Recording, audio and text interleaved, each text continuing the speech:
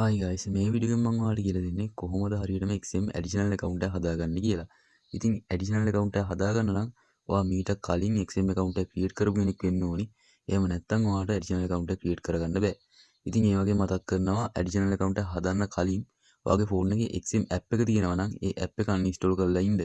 ඉතින් මෙතෙන්ට එන link එක මම ඔයාලට මේ වෙනකොට දීලා ඇති. ඉතින් අනිවාර්යයෙන්ම ඒ link එකම use කරලා ඇඩිෂනල් account එක හදාගන්න. මුලින්ම link එක click කරාට පස්සේ ඔයාට එන්නේ මෙන්න මේ වගේ තැනකට. මෙතනින් ඔයා මෙන්න මේ accept all කියන තැන touch එකක් දෙන්න. ඊළඟට මෙන්න මෙතන තියෙන continue on the web කියන තැන touch එකක් දෙන්න. ඊළඟට මෙන්න මෙතන accept all කියලා නිල් පාට බටන් එකක් තියෙනවා. අන්න ඒ තැන touch එකක් දෙන්න. හරි ඊළඟට ඉන්නේ මෙන්න මේ වගේ තැනකට මෙතනින් ඔයා මෙන්න මේ login කියන තැන touch එකක් දෙන්න. ඊළඟට ඔයා XM account එක හදලා දුන්න email එකයි password එක දීලා මෙන්න මෙතන login කියන තැන touch කරලා ඔයාගේ account එකට log වෙන්න. ඊට පස්සේ ඔයාලට පෙන්නනවා මෙන්න මෙතන ඔයාගේ account balance එකත් එක්ක තියෙන tab එක. අන්න ඒ tab එක උඩ touch කරගෙන වම් පැත්තට අදින්න. එහෙනම් වම් පැත්තට ඇද්දලා පස්සේ මෙන්න මේ වගේ tab එකක් එනවා open additional account කියලා. අන්න ඒ tab එක උඩ touch එකක් දෙන්න. ඊට පස්සේ මෙන්න මෙතනින් ඔයා උඩම තියෙන තැන select කරන්න ඕනේ MT5 කියලා.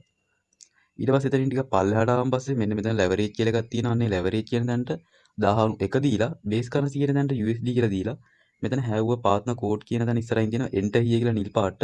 අන්න enter here කියන තැන touch එකක් දුන්නාට පස්සේ ඔයාලට code එකක් ගන්න එනවා.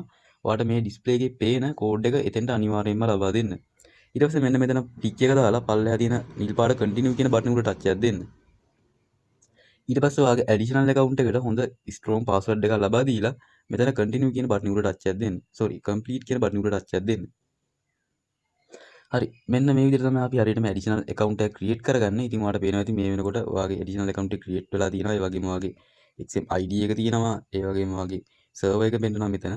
ඉතින් ඔයාගේ additional account එක හදද්දී මොකක්ම හරි ප්‍රශ්න වුණා නම් ඔයාලට පුළුවන් මාව Telegram හරහා contact කරගෙන ඒ අදාළ ප්‍රශ්න විසඳ ගන්න.